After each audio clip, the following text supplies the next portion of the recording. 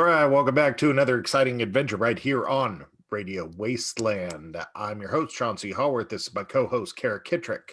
Hello.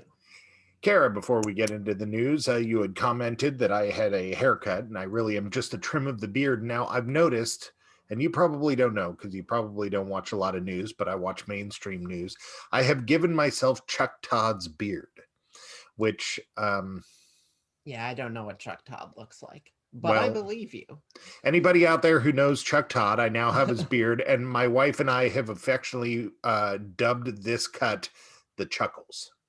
Chuckles. I see. Right. I think Paul Hollywood, except it's not white. Oh, well, You're give like it time. 15 years younger than Paul Hollywood or Yeah, something like that. give it time. Okay. All right, Kara, do you got any news for us today? Yeah, I do. So, according to some former and current government officials, multiple military and spy organizations are blocking or simply ignoring efforts to catalog what they know about unidentified aerial phenomena, which could lead to a delay in the release of the Senate Intelligence Report on unexplained sightings of flying objects.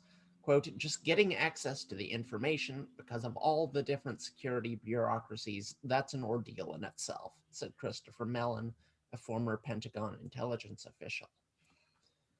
Two studies released last month indicate that even as vaccinations commence and the pandemic ends in rich developed countries, COVID is likely to continue to cause huge healthcare costs for months or years to come. One study showed that that between 1 and 6 months post-infection, people with mild coronavirus cases had a 60% higher risk of death than people never infected.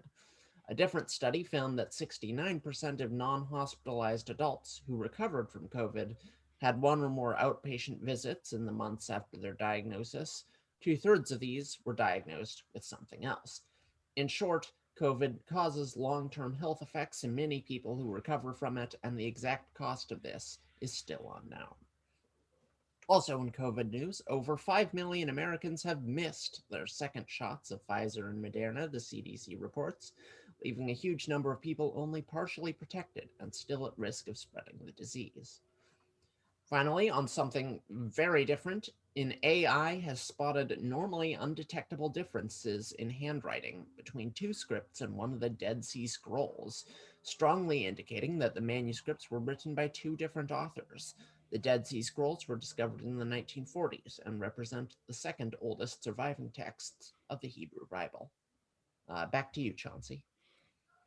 All right, the military refusing. I'm curious. Did this article sort of portray it like they're refusing because they know, or do they refusing because it's ridiculous, or is it just they're refusing because of logistics? It's more the third one. It's mostly just that, there's this congressional investigation, right? Congress has said we want people to gather all their information and put it in one report for us. But the people they're entrusting to gather this information don't actually have the authority to make all these agencies cooperate and get to this information. There's a huge number of Right. hoops you have to jump through. So really the only way you could get it is if it was someone like at the president level who was like, waive all this stuff, just give me the information. For anyone else, they have to go through these, super long processes. And it seems like maybe that wasn't anticipated by Congress. Right. It's not clear, but stuff like this just makes me think, assign a higher probability to what I kind of assumed about these UFO sightings initially before we talked about it more, which is that these are our vehicles and the left hand just doesn't know what the right hand is doing. Yeah, I gotta say though, I'm a little concerned. You know, just to clarify, I like to bring in the other side so that they can hear me say things that they're just not hearing from the left, and I guess I'm the left because I tend to vote that way. I didn't like Trump, Sure. but with Biden in office, I like Biden just fine. But I am very, very concerned by the fact that our government is set up in a way that all of Congress can get together and make a decision. Yet the president's decision is more powerful than that. At Yeah, I least agree. they should be equally as powerful at best. But I would think that Congress should have more power than the president. My personal opinion is, and I can say it now openly now that Biden's in office, and people won't go, oh, it's because you don't like the guy. I don't think we need a president. I think a president is a throwback to kings. It's a throwback to monarchies. It's the president's job is the ambassador to the world. He should be just a figurehead. We have representatives from every state, from every town, from every place, and we have ambassadors to every country, and we have voting bodies. I don't even see why we have a president. Yeah, I mean, I'd be down for like a prime minister type situation. Yeah, get out there and kiss some babies or whatever, but it's like, get out of the way. Yeah, well, I don't really disagree with anything you just said. Yeah. And I'm not like a, what, you would be referred to as a crazy liberal by most of our listeners. This Which is I not take offense at, because I'm not a liberal. I am a communist. So. great. That just that's just redundant. That's like saying you're crazy, right? Okay. Yeah. Well, yeah, exactly. But people think I'm much more right wing than I am when they say I don't believe in getting rid of the police. I don't believe in a lot of these sort of further out left things. But I would like everybody to think about, why the hell do we have a president at all? I don't understand why we have it. Is it just so kings, when they show up, they can be, oh, this guy's like me, so I can talk to him? No, you can talk to one of our senators. They'll relay the information. They'll all work it out. We don't need a president. Yeah, well, and if you're a king from Jordan and you come here, you talk to the ambassador from Jordan. That's their job. That's the relay guy. You don't need to have a figurehead that matches you over there. I'm sorry, I didn't mean to cut you off. Go ahead. Well, I mean, you're talking mostly about like the diplomatic responsibilities of the president, which is and the decision making. I don't see why. I don't. Yeah, I mean, I just, in terms of like running agencies, and I think more importantly, just in terms of like military decisions that need to be made quickly, it makes sense to have a figure in which you've sort of invested the power to do that, so that you don't end up making, some certain really tough decisions like by committee, when it would be more efficient to have one person do it. Yeah, but Congress could elect like 3-person committees and stuff like that, representatives to group together to add more voices to that one voice decision. Let's put 3 voices in that room, let's Yeah, well, what if the missiles are coming at us and the 3 voices don't agree about what to do, Well, then they'll do it like history or any other country, and one of those voices who's strong enough to take charge will stab the other 2 to death and save the day and go to prison, like a good patriot. Okay. Well, I'm glad there's a system in your. We're still people. We're still going to make people's choices. What do you think would happen to Biden or Trump if they tried to just freak out and start a nuclear war? Somebody in that room would shoot him. There are less, there are situations that don't quite rise to that level, I think. Right, and therefore they have time to be decided by 3 people. Maybe. I don't know. I just think it's weird. I think it's weird that we have a leader, and I'm in no way advocating people shooting anybody. I'm anti-shooting, but I definitely agree that the president has too much power, and yeah, these unelected organizations are worrying in some ways. Yeah, and I gotta say, this has already gone on way too long, and it's going to take a lot of editing for me. But getting into COVID now, the cost for the long-term health, that's what's been terrifying my wife this whole time. Mm-hmm. She didn't want COVID, and like people are just, oh, you're not going to die. And she's all, I know I'm not going to die. I'm way more healthy than everybody else my age. What I don't want is the long-term effects. And that's what she's been scared of this whole time, because she's been reading everything and saying this is going on, but nobody else was really talking about it with any sort of vim and vigor. It would just kind of pass under the main news. But that's what really scared my wife, Yeah, considering because I think earlier in the pandemic, we thought it was rare for this to happen. But I think now we're more discovering, the data is more suggesting that, no, it's pretty common to get some month-long, knock-on effects from COVID. So I mean, it's been a while since the last pandemic, right? Right. It's been a while since the last time that everyone was exposed to a disease that they had no immunity to. Sure. So I like, and it makes sense that maybe we're rediscovering, hey, a new disease can cause some really weird effects in the body, or maybe it's a COVID specific thing. I don't know. But it's Well, like yeah, the it's Cuban thing, we never figured out what that was, but we thought it might have been a virus or a bacteria, right? what Cuban thing. With the ears ringing that they thought was a sonic attack at first. Oh wow, I never actually heard about this. Oh yeah, no, they're all pretty convinced that it wasn't a sonic attack. The sound that was passed around was actually crickets, and that it might have been some sort of a viral infection or something. Hmm. When Now, was I'm in this? no way an expert, so if anybody out there is going, you don't know what you're talking about, you're right, I don't. But I mean, I have read this article that says this. Okay, okay. I guess there was a time in which there was a sonic attack that was actually virus. News to me. Yeah. Well, I mean, It's my wife crazy. had the swine flu, and it caused her ears to ring for like a year. Oh yeah, yeah. No, I mean, I guess that's kind of the same thing. And It's confusion, I find, is a big part of the flu these days. Not even talking about coronavirus or swine flu or anything.